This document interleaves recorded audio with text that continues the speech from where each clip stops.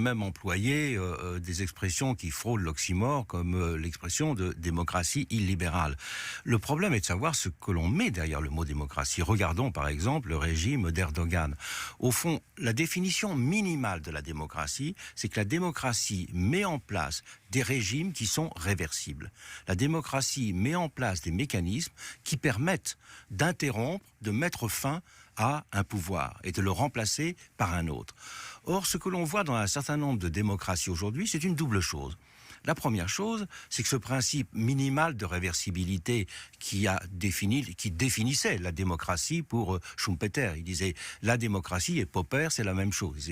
Les démocraties sont les régimes qui permettent de changer les gouvernements sans violence.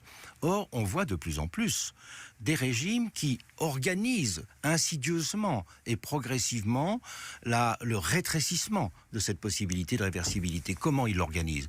Ils l'organisent, bien sûr, d'abord à travers de la manipulation électorale, de la fraude, de l'inégalité d'accès des candidats aux médias, à la télévision. C'était le cas en Turquie. Et il l'organise aussi parfois de façon plus insidieuse à travers le développement de mécanismes constitutionnels qui permettent par exemple une réélection indéfinie.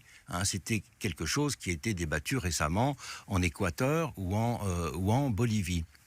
Donc cette définition, même minimale de la démocratie, la possibilité de changer un régime sans violence, est aujourd'hui remise en cause très sérieusement. Et ça n'est de toute façon qu'une définition minimale de la démocratie. Car la démocratie, ça n'est pas les élections. Bien sûr, les élections, c'est le garde-fou de la démocratie.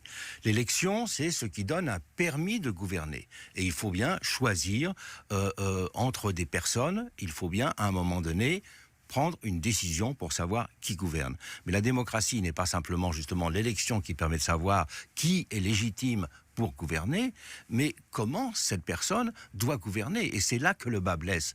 C'est-à-dire beaucoup de démocraties qu'on appelle des démocraties illibérales. Voyons vers quoi se dirige, hélas, un certain nombre de pays européens aujourd'hui, et l'Italie dernièrement, après la Hongrie et la Pologne. Dans ces cas-là, c'est une définition minimale de la démocratie, mais pas la vraie définition de la démocratie, c'est la possibilité du pluralisme. La vraie définition de la démocratie, c'est que les minorités soient toujours leurs droits.